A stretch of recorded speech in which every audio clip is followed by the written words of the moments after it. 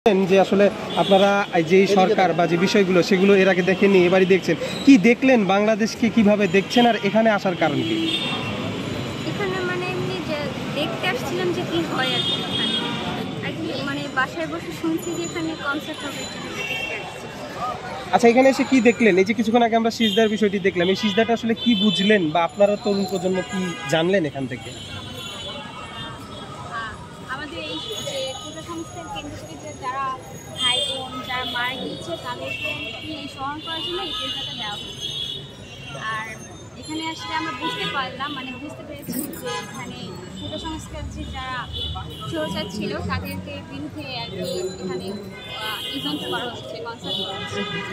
এই ইভেন্টে অংশগ্রহণ করার উদ্দেশ্যে আসলে তরুণ হিসেবে এই ইভেন্টে অংশগ্রহণ করাটা কতটুকু মনে করছেন যে আপনার জন্য? আমি খুবই মানে অনেক কিছু মনে করছি, কারণ আমি যে স্টুডেন্ট, তো আমাদের যে স্বৈরাচার ছিল সে যে চলে গেছে, তো তার জন্য যে হচ্ছে এখানে কনসার্টটা করা হয়েছে, তো আমি মনে করি এখানে সবার আসা উচিত, সকল স্টুডেন্ট সকল সাথে, তাহলে সবাই বুঝতে পারবে যে আগে স্বৈরাচার ছিল তার পরে যে অবস্থা। আচ্ছা, এই স্বৈরাচার শব্দটা আমরা অনেক নন, আসলে স্বৈরাচার বলতে আপনারা কি বোঝেন?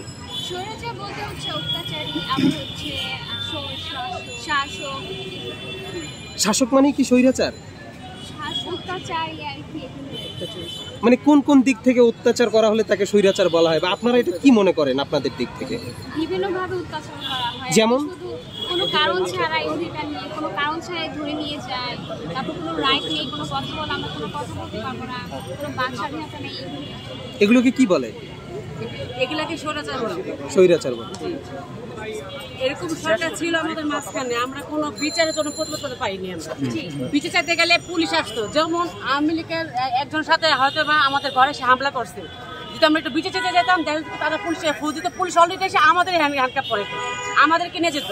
যেমন আমারও ছেলে সন্তান আছে, আমার ছেলে সন্তান নিয়ে আমরা ভয় ভীতিতে থাকি। যেমন আমি এক মা, ছাত্রের মা, আমার এক সন্তান, আমার বড় সন্তান এরকম বুলেটের আহত হয়েছে 10 নম্বর আপনার 19 তারিখে, জুলাইয়ের 19-এ।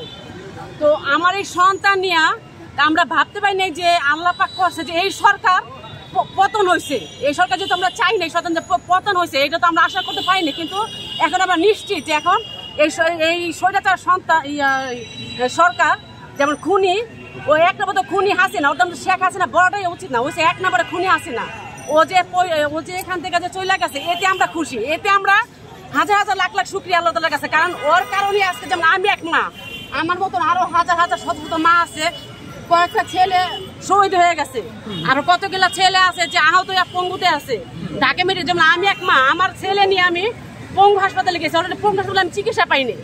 তারা ডাইরেক্ট বলছে যে এই রোগী চিকিৎসা করা হবে না। আমি ডাক্তারের হাতে পায়ে অবশ্যই সবার জন্য ধরছি, বলে আমার বড় ছেলে, আবার ছেলের আপনার একটু চিকিৎসা